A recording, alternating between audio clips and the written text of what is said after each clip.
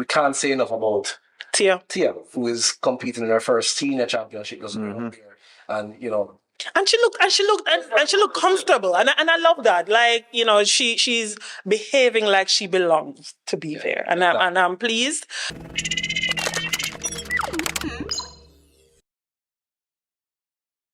Hello, welcome to another episode of Paris Today, powered by Flow. I'm your host, Trishana McGowan. And back with me, my favorite duo from the Jamaica Observer, the sports content manager, Andre Lowe. Good afternoon. Good day. Happy to be here. You are? I'm doing very well. I love to hear that. Study up in French, And back with me, sports reporter from the Jamaica Observer, Daniel Blake. Salut. Oh, wow. Wow. The man them find it. That's how you know track and field got underway for Jamaica. The man them ready up. Different kind of vibes and energy. I love it.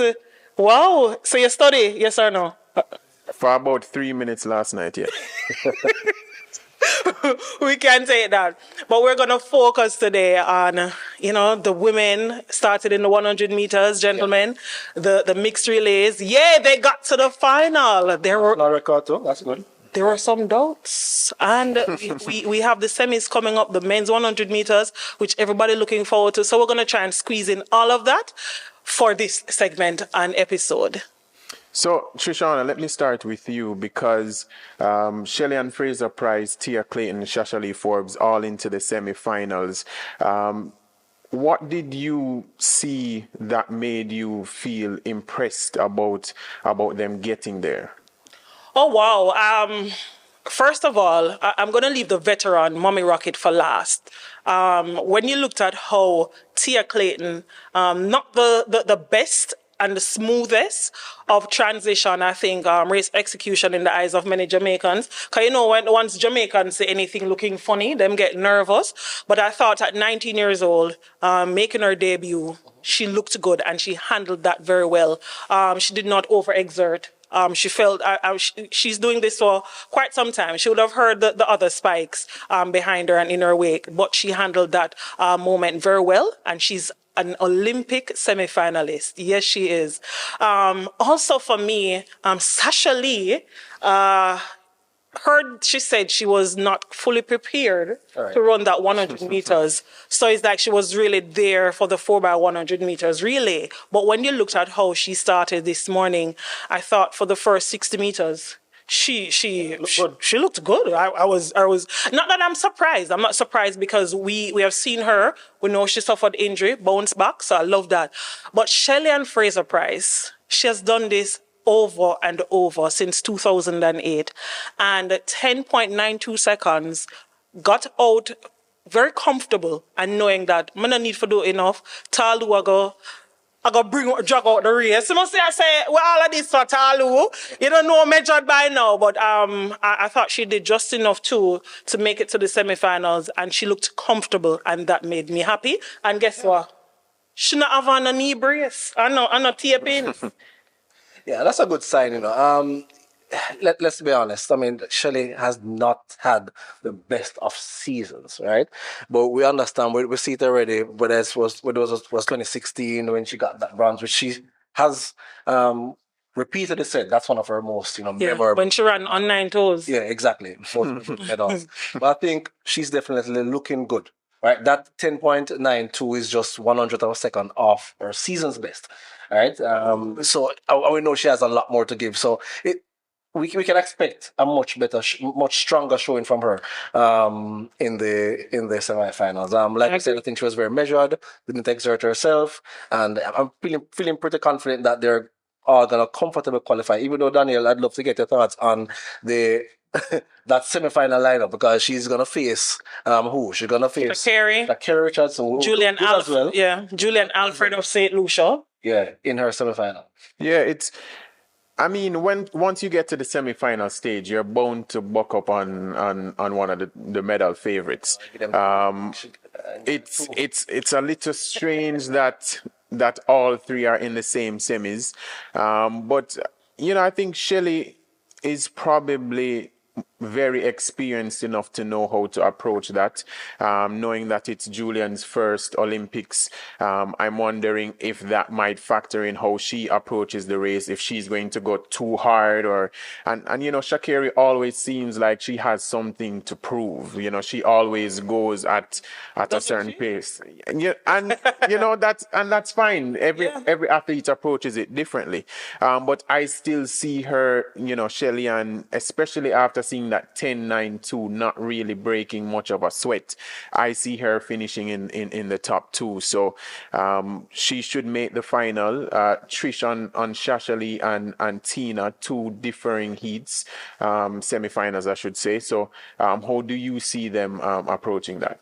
I don't know. This is so tricky. Okay. I want Sasha Lee to go one better than she did last year at the World Championships. It will be a tough task. Yeah. For her, not because she looked good this morning. As you know, the stakes get a little bit higher. But I want, if she can repeat that start and get that last phase of the race right, where she was really caught, I think we can see her squeezing in even as a fastest loser into that final. Yeah, not a lot of races in her legs. Yeah. And I wonder if that's going to be a factor in that final phase of the race. Like I said, always a good starter, always good coming out of the drive phase and everything. And we saw that again today. But, 11.1 is not going to really frighten anybody going into the semi-final. Yeah, but on a time do the something, or you show up and run. That's true. But I think she's really going to have to get very close to her season's best. Yeah, I agree with that part, yeah. But, very solid, I said, decent first round execution by her. Yeah. And certainly we can't say enough about Tia, who is competing in her first senior championship. And And she looked comfortable, and I love that. Like, she's behaving like she belongs to be there, and I'm pleased. When I saw her demeanor, I'm going by the outlook. If we get the vibe, and she looked comfortable. That's not a question though. I don't get like a Shelley in 2008 vibe. I don't get that. No, I not get that. Why would I call it that? I think because one, it's MVP, and she has somewhat come out of, I wouldn't say nowhere, but her elevation to this level is quite surprising. Similar to when Shelley had gone to the national trials, and remember the whole issue around there. Should VC? You know what is a surprise? People thought it would have been Tina and not Tia, but the Clayton twins have been the star. They were star at Edwin Allen. No, for sure. And I think that making the transition. Tina level though, So now that's at the shocker for many. Is it the twins? Because we know that they're capable, yes or no? Yeah, but remember, Tia was also the faster one. Who was the last fastest of the two? When the earlier. But I agree with Daniel. I agree with Daniel regarding, that shocker for how quickly they have elevated. I think a lot of it also, guys, comes from what we're getting out of the MVP camp. Because we're hearing what the times she's doing in training and just how confident people. So you start believe back from now? I'm kidding. The Sharika whole thing. What a bombshell. Oh, Stephen.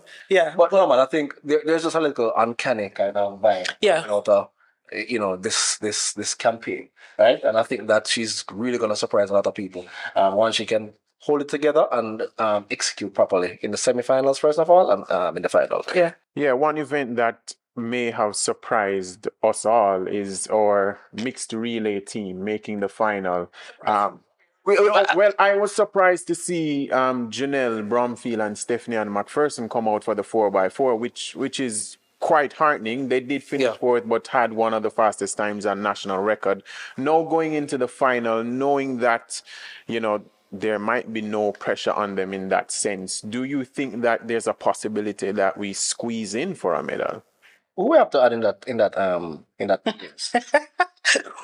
We might need to remember that we're live, No, I'm just saying. No, I agree with you. It's a tough. Okay, what I would, if I am Janelle, Stephanie is a relay She's there for the relay. Should not make it for the individual. While Janelle will run the 400 meters flat come Monday. Right. Tomorrow is the final for the mixed relay. I am coming back out. I helped to run a national record. That's why I asked that question, 'cause And I the think possibility you can, yeah. So you have Cherokee Young. Cherokee Young is there. I think she would be a good addition, maybe to start. But then it would mean that you leave off some. Who do you leave off? It's tricky, but I think that for me, the national record. Let me start on that high note. They ran well. Not the best. The track being fast also helped. Stephanie and McPherson got the team back into it fully so that they could have had that national record. And I think one of the good times to advance to the final. I encourage them anyway. They would have to run their best to get a medal. You expect them to be a part of the conversation. Yeah. At the business end of that race anyway. If Janelle and the team should get a medal, like I said, they would have to run at their best because US ran almost effortlessly and got a record. Janelle Bromfield, sorry. See? Already got a world record. And then we have Great Britain. And remember, the Netherlands are going to add Femke Bol. Yeah, so the Great Britain team looks pretty good as well. I am saying that once you're in the final, it's possible. you're a prospect. Remember, It's possible, but are they in one of your 20? no. I would not bet. Wow, so if they should get a medal, they would surpass. Whoa. But if they get a medal, and it's one of the reasons why I think Janelle will show up for that, it's because to get an Olympic medal is not something to take very lightly. So once you have that opportunity, I think that you should take it. I agree. Speaking of Olympic medals, the men's 100, they get underway tomorrow. Kishane Thompson, the overwhelming favorite. Oblique Seville, who is also a favorite, and Akeem Blake all get into action. What are we expecting to see from these three men? First of all, what do you think? You see, I'm going to rub my hand them like mega bet. I am very interested to see how Kishane sort of approaches it. Remember in the national championship final, when he said that Frona told him to stop after 60 meters and he still did 9.7. I want to see what happens after he stops at maybe 30 or even 40. His time is really going to intrigue me, especially after we've seen some of his block starts over there in Paris. That's interesting. And Oblique and Akeem, I think they make it comfortably as well. But Kishane's time tomorrow, I'm looking forward to that. It's hard to beat, right? I think the only concern about Kishane, those concerns have been answered. Health-wise, he seems fine. Psychologically, he certainly seems fine. We've all seen that clip about with him going to hug Janelle right in front of our boyfriend. No, he's not paying in the mind to know, right? A big man business that you know. Understand the whole What mind game a thing, right? card game. I honestly think that his ceiling is so much higher than everybody else's right now. If he gets it right, if he executes even that 90%, he's going to win that race because he has a very good start. And we look at everybody else in the field, I think he has the best transition as well. And he's really good. I think he's going to be hard to beat. Oblique, very experienced, been there so close. Yeah, fourth, twice At the highest level. And I think he's certainly also a very, very strong medal contender as well. Going into the first round. Yeah. I'm excited and I'm looking forward to it like any other Jamaican. At this point in time where our men are concerned, I'm not even looking to... I see them going to the semis unless one of them falls start. Oh my Lord. I hope they don't. Knock on wood. Fingers. Why would I say that? It's the men's 100 meters. These things happen. But barring all of those things, I see them getting into the semifinals comfortably. And let's see. Kishane should open with a very fast time. The track is fast. And even if he used to shut it down and start decelerating at about 60 to after 60, 70 meters, I think that he will still run a fast time. And I think we should also pay homage to some of the other finalists that we have that qualified from today's competition. Big up Shanika Ricketts and Akeelia Smith in the women's triple jump. They will contest the finals tomorrow as well. And Rajendra Campbell in the men's shot put, yes. That's a big moment. It is. Since 2016, I think we have not had a finalist.